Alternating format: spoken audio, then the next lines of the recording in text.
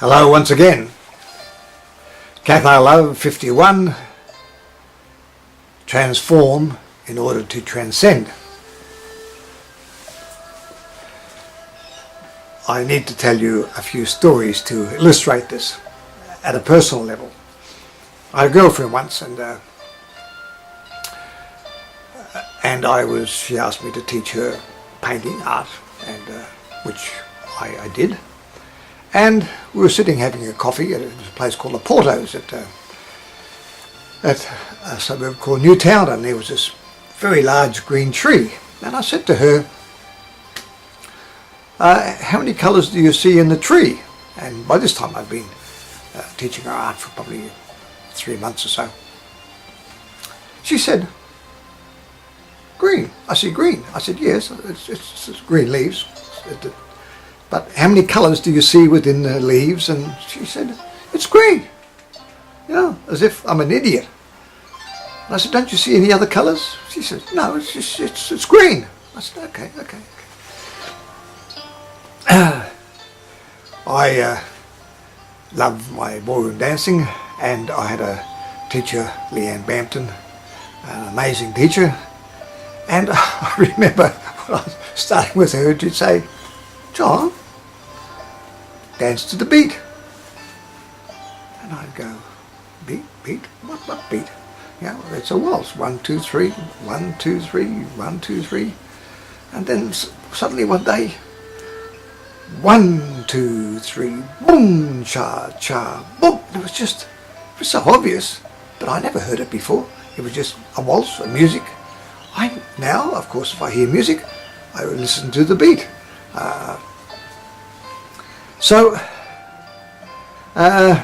What else was there? Oh, when I was going to school, they had algebra. Algebra? God, I thought, what's this? What? A, B, C, that equals... And then one day, it came to me. It was so easy and so obvious. We can go on and on. Chinese. I speak so, mamahu. But I've listened to people. I went to college and I was a student, and I studied it, and I could, word for word, I could understand that word and understand this word. But when Chinese spoke, and they spoke to each other, it was just an unintelligible mess. I didn't have a clue what they're talking about. I might pick up a little bit. But now, I can hear those words, each word and the tones quite distinctly, and even though I may not know that word or phrase, at least I know I can tell you what the word is. So my ears have become unblocked. So each of those things, by me taking the trouble to learn ballroom dancing, Julie, who took the trouble to learn art. Oh, by the way, Julie, about 18 months, probably a year after I'd been teaching her, we actually sat down at that same place. And I looked at the tree, and she looked at the tree, and she went, I know what you're talking about. I can see all the colours. I can see reds, I can see purples. Her eyes were opened. So what actually happened by her learning or wanting to study art and learn about art, she had her eyes opened. She was no longer just Julie who didn't see. She had been transformed, and when she saw those colours in that tree, and she looked, and it was just, they were there. It was a transcendent moment. She had risen above the ordinary. So by doing something, no matter what it is, learning a language, learning a skill, maybe gardening for the first time, and you're out there gardening and just digging away, and one day you're in the garden, and suddenly there's this absolute peace and quiet, and you're at one with the plants, and you have a transcendent moment where you're possibly one with nature, or one with your veggies, whatever it is. So in doing something, certainly something that we haven't done before, seeing things, listening to people, listening to their opinions, listening to what they say, to what they think, and then taking it in and coming to our own conclusions. But it's the process of doing something. It's the action of doing something, which is the act of transforming of you. In actual fact, you're transforming your lives. For instance, now, if I'm with another dancer who's quite a good dancer, and a female, I tend to dance with more females than males, and you're doing say a slow waltz or a foxtrot, and the thing is,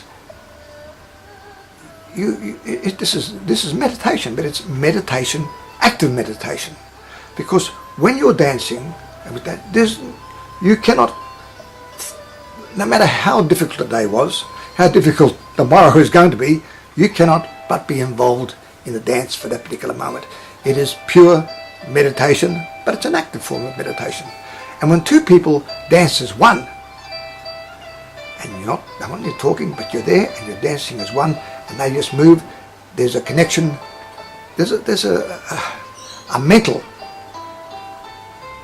connection, because suddenly two people are synchronized as one. I don't know any other situation where this happens. Sex, no, maybe occasionally, but there's often, even though there's pleasure, there can be pain and aggression.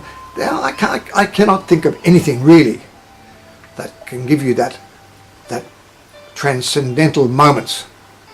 And the thing is, it might last for 2 or 3 minutes, that waltz, and there's some dances more than others. So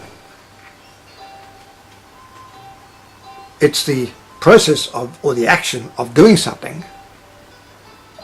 This is, and by doing it and continually doing it, and it pretty much doesn't matter what it is, this, as long as it's of a higher nature, it's going to take you to a point where you will receive transcendent moments or whatever from that particular, from what you've done.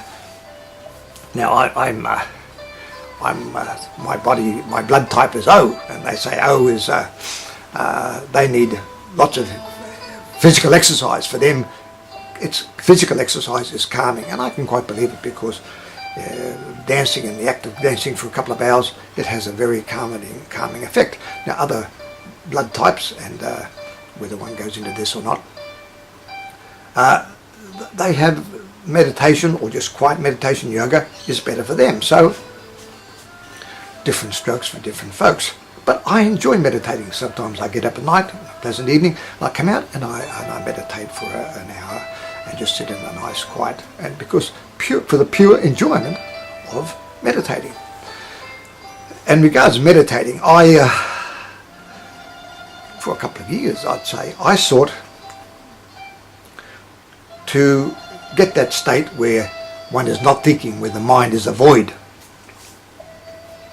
Some people call it the Chinese system. Anyway, and I tried various methods, but normally I just kept it fairly simple, and I just usually used Om, and the process I used was, the idea was that you just Om and let your mind go whichever way it wanted, louder, softer, whatever, Om, Om, Om, Om, Om, and then slower and slower, Om, and just let it recede and recede, Om, Om, Om, and just get it to a point, and suddenly it'll stop, and there'll be nothing, a void. There, your mind is at rest, there's no thoughts. Well, easier said than done, because I've been doing it for about 2 years, and then on this occasion, I don't know whatever reason it was, I was in a van, and I stopped the van, and it was under it must have been hot, because I stopped under a shady tree. I opened the windows, it was a nice breeze, and I thought, oh, well, I'll meditate for a little bit. And so I went into sitting there in the van at about 3 o'clock in the afternoon, a suburb called Balmain, and under this big leafy tree, a nice breeze, and I started Om, Om, Om, Om, and it went down and down and down. Then I went in, and it receded and receded and receded, and suddenly I got the shock, because for the first time there was nothing. There was there was simply nothing. No thought. It may have lasted half a second. It was very brief, but it actually, I received a shock. Well, it was a shock. It wasn't a fright, it was a shock. But the point is, I'd cracked it. I'd done it. And from that point on, it was expanding it. A couple of seconds, a minute, 2 minutes, 3 minutes. Now I can switch it on and switch it off. Even if I'm driving, I can switch on and I can drive away and your mind's completely there. You're watching the road, you're driving, and yet you've blocked off your thoughts. Now the funny thing is, you come to there's a sign that says turn right, and you look at it and it goes turn right, and suddenly bang, you got the thought and it's gone. So, but you're just keeping thoughts at bay and your mind is still, and yet you're still 100% and completely conscious. So, when I cracked it for that first half second, when my mind was a void, I'd actually stopped consciously thinking. That was very much a transcendent moment. Now, I've had my guide talk to me. She talked to me a lot for about 10 years, and every so often I get this very, very clear message. And I mean, it's happened so often now, but it still makes me feel good when it does happen. But I sought my guide for years. I went to so many different people, mediums and this. Look, 98% of them were all charlatans, and they took my money and spun me a good story. That was okay. But I did find two, and one's dead and the other one now lives in another state. But another time was, I've possibly mentioned this before as well, I was at my ex-wife's place, and we were there, and my daughter was there, and I'd heard about my guide, and I had the same guide as a Miss Mills, which was a group reincarnation written about by Dr. Arthur Gurdon, A Foot in Both Worlds, the Cathars and Reincarnation. He put out about half a dozen books. And there's a Miss Mills, and she had a guide called Breda de Montsever. And over a period of time, I suddenly realised this was also my guide. But when Breda appeared to Miss Mills, her little dog was barking, and she woke up, and he was this little old lady at the end of the bed, very wrinkled face, but she had these deep, deep, deep blue eyes, piercing blue eyes. And she told Miss Mills, who used to get these terrible migraines, that she should be healed. And Miss Mills was like a Methodist or a Protestant. She thought, oh, this is the devil. But she thought, what's wrong with healing? And she felt the need to help people, put their hands on them and assisted people. So she thought, that can't be bad. So when she did that, her migraines disappeared. Now, so I'd never seen my guide. I'd heard her, I'd talked to her, but I'd never seen her. And then I was with my daughter, and who's quite psychic in her own way, and I was telling her, the only time we ever, virtually I think the only time we ever really spoke about guides, and I was sitting down and she was standing up about 20 feet away from me, and I said, yes, I said, Breda de Montsever, and she's a little old lady and wrinkled, and she said, no, she's not. She looks like Janet Leigh. She's got long blonde hair, she's beautiful, she wears dark blue and dark green gowns. I went, how do you know? I said, she said, I can see her standing beside you. Well, you know, her saying that, and this is a transcendent moment. It's not your normal, it's paranormal, metaphysical. The medium that I go to, Susie, and she said the same thing. Breda, oh, John, she's beautiful. She got these deep blue eyes, and she got long blonde hair, comes right down to her waist. Oh, gee, she said, she's brighter than the sun. Gee, she said, your mother keeps quiet when Breda's here. And so she's described the same person, the same way, two people who don't even know each other. So, even though I haven't personally seen my guide, other people have. And the thing is, people said to me, oh, how do I communicate with my guide? How do I... Look, your guide's probably already trying to communicate with you, but she's not going to write you a letter. You need to in your way, in your fashion. Me, I learn to use the I Ching, and I use the I Ching as a manner of the process of gaining messages. One day I'll show my processes of using the I Ching, which you may be able to use.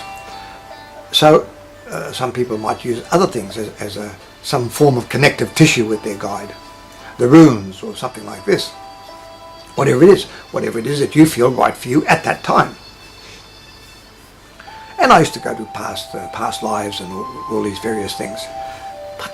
But when you do have your connection, and you know it's your guide and you have your connection, all this religious stuff, I mean, you respect people, but what happens, it's like my friend Julie, when she saw the colours, her eyes, she can now see. When that happens, your ears are unblocked. You are no longer the person that you were before. You have now become into a more you've transformed into a more transcendent aspect of your lives.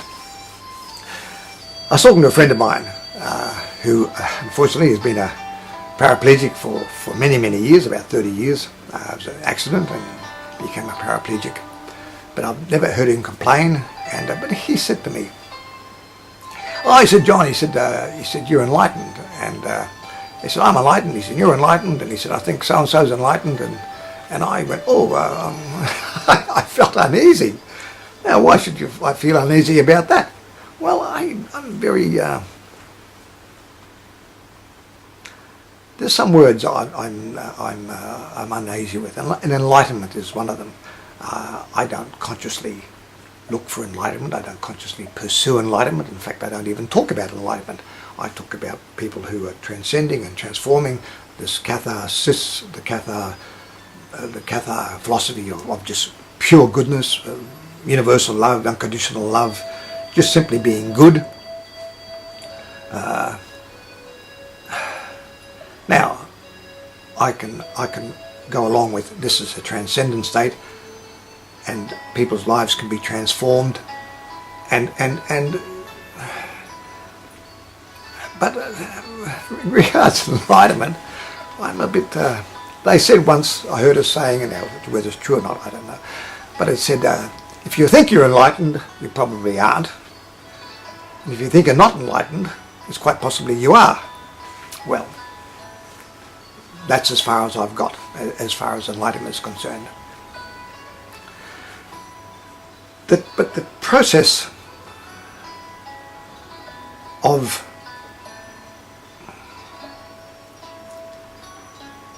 every day, we're in the process of transforming our lives for good or for ill, one way or the other. By what we say and do and think today, we're already creating a future reality. So, on our journey, on our path, if we take up anything,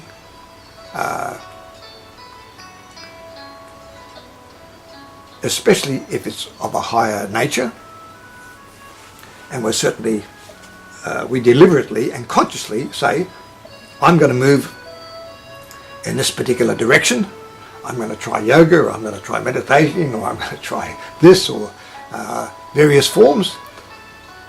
It doesn't matter what it is, and it doesn't matter whether you complete it or don't complete it, as long as at least you're moving in that direction, even though, because it takes time. I mean, some people find this particular form of meditation very, very easy for them, and that's what, and it's for them. Others, another form. Where's the rules? So, if there's a message in what I've been saying, it's the fact that it's the fact that it is a fact that if you are out to, and you consciously want to transform your lives towards better, if you want to hope that one day you'll connect with your guide, the very fact that you want to connect with your guide is a fair indication that your guide is already trying to connect with you. One final story.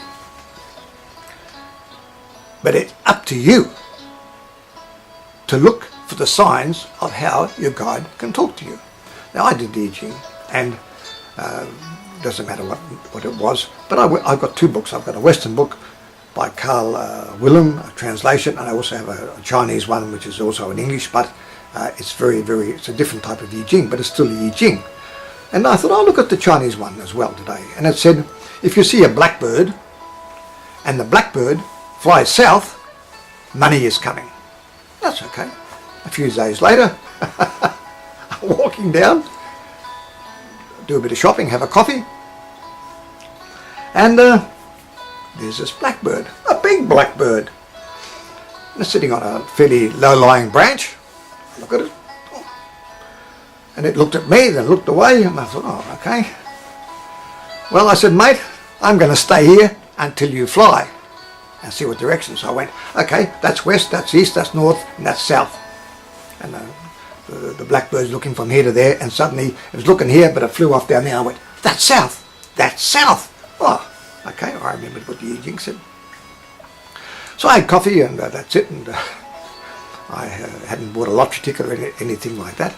But anyway, a friend of ours had been very ill. He'd actually fallen 3 stories onto rocks, and he didn't break any bones because he fell onto his surfboard, and but he was terribly bruised internally, and he was a bit of a mess. So I'd been helping him with some Chinese herbs, and my partner Monica had been giving her healing massages and so forth, and made a big difference to him. And he just said, look, I've got to pay you something. And we said, no, just you're a friend, let's just get you well. So a few times he said, ask Monica. He said, what she wants. And Monica said, no, I don't, just let's get him well. So anyway, on this particular day I had coffee, and then he said, oh John, he said, he takes us home, he said, and it's I intend to go to a place called Merimbula at some point. Anyway, he said, this is for your trip to Merimbula, where I intend to move premises. And that was okay. So I went home and I opened up the envelope, and I thought it would be a nice little thank you note. $700. Well, Mr. Blackbird, thank you very much. Now the point is, I could have read that, and it could have just slipped my mind or not taken any notice, but I did. I just saw this blackbird a few days later, and I did remember, and I went, oh, and I stopped. And I said, I'm not moving until you fly away. And it flew south. I've had a few blackbirds since then, but they always fly in every other direction. But anyway, that's okay too. So on that particular note, that your guide is not going to write you a letter. So the best you can do is look for signs and ways that you can connect, and try and be as open as you possibly can. And the fact that you're doing that, in itself, you will have your success when it's ready for you. On that note, I'll say goodbye for now. Bye.